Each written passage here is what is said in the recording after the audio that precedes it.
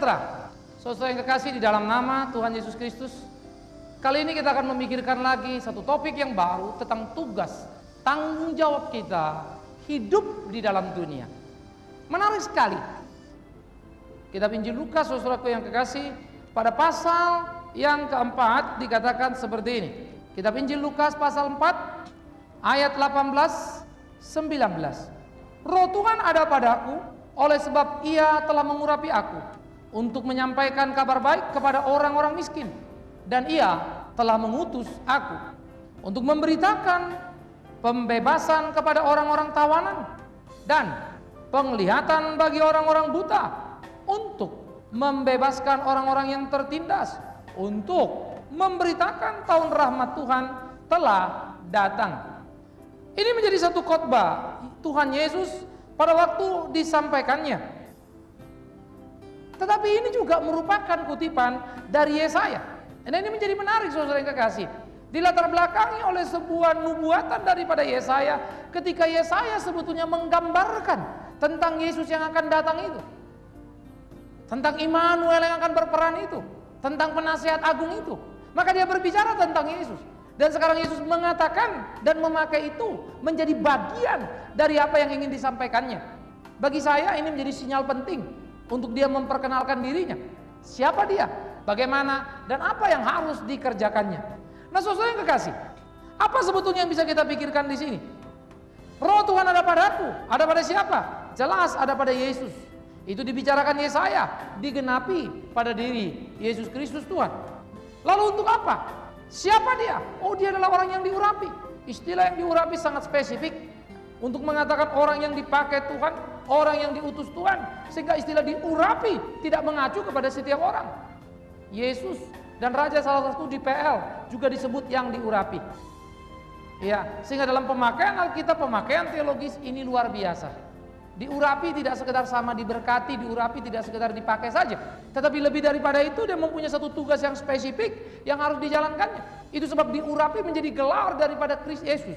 Disebut Yesus atau Mesias dan Kristus yang diurapi. Nah, jadi Kristus itu menjadi satu gelar, Kristus itu menjadi satu tempelan yang berarti yang diurapi. Sehingga sebetulnya kita tidak bisa sembarang memakai istilah itu untuk diri kita sebagai pribadi. Ini dari perspektif teologis yang harus dipahami dengan tepat, dengan jeli. Iya, karena saya tidak bisa sebut nama saya Bigman Kristus, artinya Bigman yang diurapi. Wow, itu saya kira sangat berbahaya. Nah, oleh karena itu kembali saudaraku, istilah yang diurapi sebagai satu gelar yang ditempelkan, maka dikatakan Yesus ada dan menerima itu. Tetapi untuk apa? Itu menarik bagi saya, yaitu untuk sebuah tugas yang harus dipikulnya, yang harus diselesaikannya, yaitu menyampaikan kabar baik kepada orang-orang miskin. Kabar baik apa kepada orang miskin? Ini pertanyaannya. Saya kira Alkitab memakai dua istilah untuk miskin. Pertama selalu bicara rohani dan kedua itu bicara jasmani. Tetapi mari kita jujur untuk melihat, lebih dari separuh yang dipakai Alkitab, terlalu tinggi, terlalu banyak, semua mengarah berbicara hal-hal yang rohani. Kabar baik apa kepada orang yang miskin rohani? Yaitu kabar baik bahwa penantian mereka, kerinduan mereka akan juru selamat sudah tiba. Penantian mereka, kerinduan mereka untuk kebenaran ditegakkan sekarang sudah ada. Penantian mereka, kerinduan mereka untuk keadilan menjadi nyata sudah ada. Maka orang-orang yang miskin secara rohani itu yang selalu menaruh harap dan berteriak haus akan kebenaran, miskin akan kebenaran, sekarang mereka dipuaskan, mereka dipenuhi, mereka dicukupi, sehingga mereka punya pengharapan yang luar biasa sekali. Maka orang yang miskin secara rohani, mereka dipuaskan. Sekalipun mereka miskin jasmani, itu bukan persoalan. Contohnya, lihat saja janda miskin itu. Karena itu heran sekali kalau orang Kristen hanya berpacu hidup menjadi orang Kristen, percaya pada Yesus untuk kaya. Lain sekali semangatnya dengan janda miskin, bukan? Lain sekali juga semangatnya dengan para rasul yang melayani Tuhan dengan jerih payah yang luar biasa, bahkan aniaya yang sangat hebat, tetapi tidak pernah berharap bahwa mereka akan menjadi orang kaya dan luar biasa. Lain sekali dengan Paulus yang notabene meninggalkan jabatannya, posisinya sebagai majelis agama, orang top, orang tinggi, tanpa mengharapkan warisan harta benda dari pelayanannya. Lain sekali semangatnya dengan Yesus Kristus Tuhan. Yang memilih kemiskinan di dalam kehidupan, yaitu kemiskinan jasmani, untuk bisa bergaul dan dekat dengan semua orang, tidak membatasi dirinya. Sangat menarik saudaraku. Ini menjadi sebuah pemikiran serius dari seluruh semangat Injil dan para rasul di kemudian hari. Ya, kaya itu bukan dosa, tetapi miskin itu tidak salah. Kalau miskin dalam pengertian engkau kerja adil, jujur, rajin, tapi miskin karena malas, itu masalah. Kalau miskin karena bodoh, tidak mau belajar, itu harus dipertanggungjawabkan. Nah, jadi ini pemikiran yang harus berimbang dipahami. Kaya jauh dari kejujuran, apa artinya? Tapi kaya, tahu, bersyukur pada Tuhan dan takut akan Tuhan, alangkah indahnya. Nah, saya lagi berbicara tentang kita sebagai pemberita Injil yang boleh hidup dari pemberitaan Injil, tentang kita yang menyuarakan kebenaran, yang harus terus-menerus berani hidup dari kebenaran itu. Nah, ini jadi penting. Nah, oleh karena itu kabar baiklah yang dibawa, dikumandangkan kepada mereka yang miskin akan kebenaran, yaitu yang selalu rindu, yang mau, tidak pernah cukup untuk apa yang diterima, kebenaran. Ya, kita harus miskin pada kebenaran. Perasaan itu harus hidup terus menerus, ingin diperkaya oleh kasih dan anugerah Tuhan. Ini penting dalam kehidupan kita. Nah, ini jadi pergumulanmu, jadi pergumulanku, panggilan kita bersama. Karena itu saudaraku yang kekasih, menjadi penting untuk kita perhatikan, menjadi perlu untuk kita pikirkan, bagaimana di kehidupan kita melakukan apa yang menjadi kehendak Tuhan kita, supaya hidup kita sungguh-sungguh menyenangkan hati Dia. Sehingga saya mulai membayangkan kehidupan orang-orang Kristen yang sangat luar biasa, kehidupan orang-orang Kristen yang sangat bertanggung jawab, yang hadir di kehidupan nyata, yang tak sekedar berkata-kata di dalam retorika, tapi menciptakan perubahan-perubahan dalam memenuhi pengharapan. Ya, saya tidak akan habis-habisnya berteriak. Itu sebab kenapa kita pergi ke desa, untuk memberikan kontribusi yang utuh dalam hidup berbangsa, membangun pendidikan di sana. Ya. Lalu menjadi menarik juga ketika dikatakan untuk memberitakan pembebasan kepada orang-orang tawanan, supaya mereka yang tertawan itu dibebaskan. Perhatikan kembali konsistensinya, yaitu tentu orang tawanan rohani. Ini bukan berbicara penjara dibuka lalu semua dikeluarkan, bukan? Ya, orang kalau salah ya harus dipenjara. Tidak perlu gereja kemudian berkata keluarkan dari penjara karena tahun pembebasan datang. Nanti dulu. Ini lagi berbicara tentang orang-orang tawanan dosa yang memang harus dibebaskan. Mereka yang dibelenggu oleh dosa. Ini menjadi tanggung jawab dari gereja, tanggung jawab kita bersama. Itu yang harus kita pikirkan, itu yang harus kita selesaikan. Saudara-saudara, kita tidak bisa lepas tangan. Karena itu pemberitaan harus menjadi pemberitaan yang solid, pemberitaan yang kuat, pemberitaan yang komprehensif, tidak picik, tidak sempit, hanya mengacu kepada diri atau denominasi. Saya kira ini akan menjadi sesuatu kemiskinan di dalam kekristenan. Kekristenan sangat kaya, harus mampu memberikan satu sumbangsi dalam perpikiran, bahkan berbangsa dan bernegara. Karena jikalau orang-orang tawanan, orang-orang yang dibelenggu dosa bisa dibebaskan, mereka menjadi orang baik, mereka menjadi orang benar yang cinta keadilan, bukankah negara akan mendapat satu warisan yang luar biasa karena punya rakyat yang baik? Ini tugas gereja, ini tugas saya, ini tugas Anda, tugas kita sama-sama. Karena itu kita harus hadir dalam pendidikan, kita harus hadir dalam pembinaan, kita harus hadir dalam pembenahan mengatasi berbagai persoalan-persoalan yang muncul di dalam kehidupan.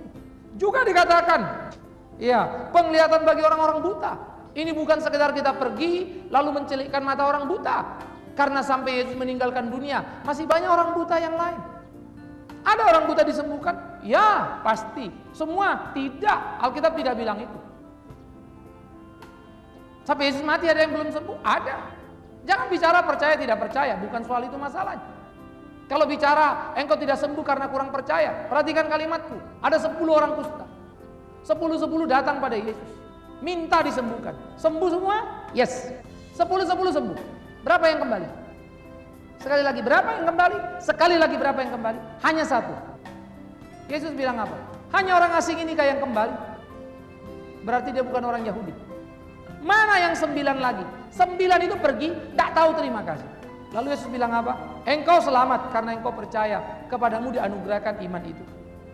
Yang 9 lagi jelas mereka tidak dikategorikan orang percaya.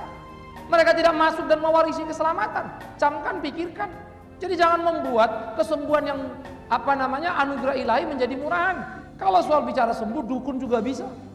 Bukan hanya orang Kristen, semua agama ada. Semua orang bisa. Saya kira di sini kita tidak perlu monopoli dengan cara yang tidak fair. Tetapi kesembuhan dari Kristus ada.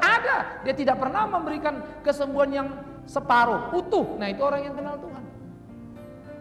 Sehingga orang buta yang disembuhkan adalah mereka yang tidak melihat kebenaran. Maka berita kebenaran harus dikatakan. Saya menantang Anda yang menonton di depan TV hari ini, yang mendengar ini. Periksa dirimu, sudah benarkah engkau atau belum?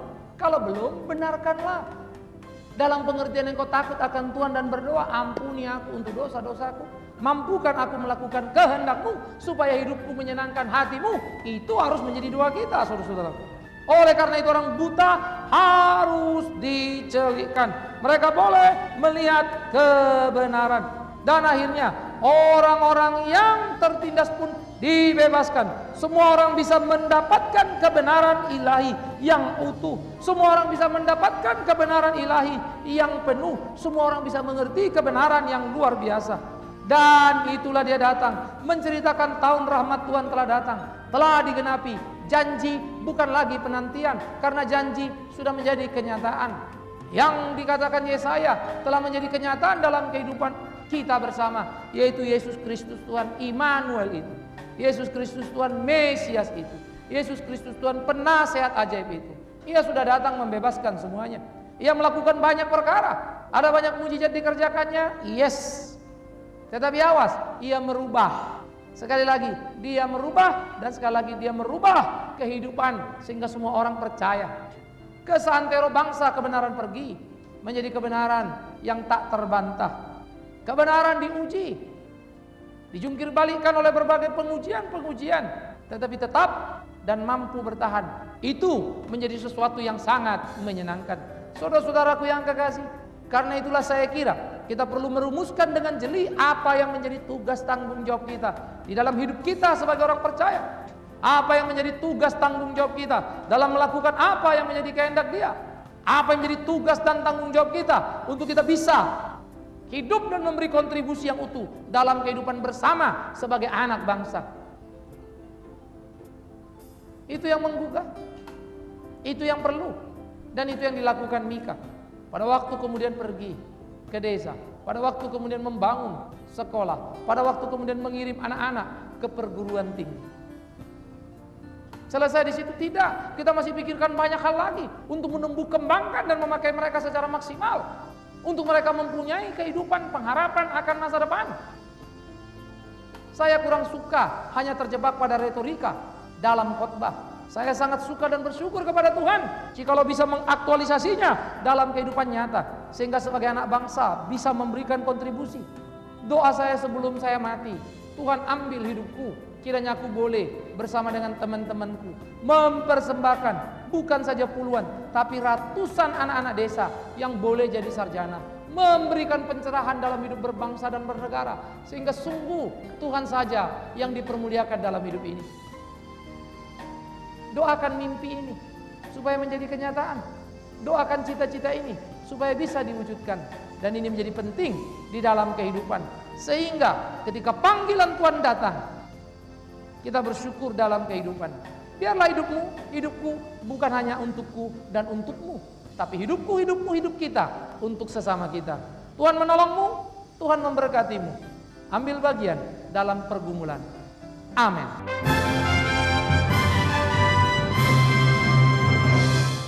Pendidikan terhadap rakyat-rakyat miskin di pedesaan itu masih jauh tertinggal di Indonesia. Ini berakibat juga kepada kemajuan pendidikan secara nasional. Rakyat di pedesaan cenderung mencari pendidikan ke kota, tapi dia tidak punya kemampuan. Pemerintah selalu juga berupaya hanya membuat pendidikan yang baik hanya di kota-kota, sehingga terjadi ketimpangan. Ketimpangan inilah yang mengakibatkan terjadinya kemunduran dan ketidakmajuan bagi pendidikan nasional. Oleh karena itu dibutuhkan suatu upaya bagi semua bangsa, terutama pemerintah, untuk melakukan penyebaran terhadap pendidikan yang baik. Oleh karena itu haruslah diupayakan supaya pendidikan itu ada di desa dan pendidikan itu yang baik juga, gitu loh. Sehingga Kalau kita sekarang mempersoalkan tentang apakah memang pendidikan itu harus bentuk asrama dan sebagainya, saya pikir kita bisa menoleh ke belakang. Kalau dulu kita masih lihat ada seminari, dan kita lihat sebenarnya hasilnya cukup baik. Ya. Nah, persoalannya sekarang adalah tidak mendapat dukungan dari pemerintah dan dari masyarakat. Sedangkan hasilnya menurut saya itu sangat baik. Nah, oleh karena itu pemerintah harus memberi dukungan kepada ini, kepada rakyat-rakyat di pedesaan ini, baik, dan memberikan kesempatan seluas-luasnya bagi semua pihak komponen bangsa ini untuk bisa membangun pendidikan di pedesaan itu, terlepas dari manapun dia, asal berskala untuk berpikir untuk memajukan bangsa itu sendiri. Kalau mereka umpamanya toh juga seorang pebisnis, katakanlah pebisnis, ya sedikit-sedikit dia juga ikut-ikut mungkin untuk memberikan semacam partisipasi. Kalau dia memang punya kelebihan uang yang luar biasa, alangkah baiknya kalau dia sedikit donate gitu ya, mendonor gitu lah. Saya ingin mengajak aja sebuah bangsa yang ada, dimanapun dia berada, di kota manapun, dia berpartisipasi membuat sekolah di pedesaan itu sangat baik. Sebab ukuran yang paling utama memang adalah majunya suatu bangsa, ukurannya adalah pendidikan. Kalau sudah pendidikan itu tidak maju, pasti bangsa itu tidak maju. Melihat pendidikan di Indonesia, kita lihat memang saat ini pendidikan di Indonesia ini berpusat kebanyakan di kota-kota. Kalau kita masuk ke desa-desa, kita bisa lihat begitu banyak masyarakat yang masih jauh dari sentuhan pendidikan. Terutama kalau kita lihat di Kalimantan yang pernah saya datang, kita lihat begitu banyak masyarakat yang memang sangat terlantar pendidikannya. Apa yang kita harus lakukan adalah bukan hanya kita berpusat pada kota. Kalau kita memang memikirkan pendidikan di pedalaman, khususnya kita melihat di Kalimantan, seperti apa yang dilakukan oleh Pendeta Bigman di Makedonia dengan sekolah Makedonianya, mereka langsung mengadakan atau menyelenggarakan pendidikan langsung di pedalaman. Itu sangat membantu masyarakat di pedalaman karena mereka tidak usah jauh pergi ke kota dan membuat suatu sistem sekolah yang benar-benar integrasi dan mereka tinggal di dalam. Saya lihat ini adalah suatu pelayanan yang memang langsung menyentuh ke inti persoalan mereka. Pelayanan ini bukan saja tugas seorang pendeta, tapi itu juga kewajiban kita sebagai masyarakat Indonesia, terutama pengusaha-pengusaha yang memang mampu untuk mendukung pelayanan ini ya. Jadi untuk memberikan kontribusi untuk pembangunan masyarakat pedalaman. Saya kira itu yang perlu kita kerjakan bersama.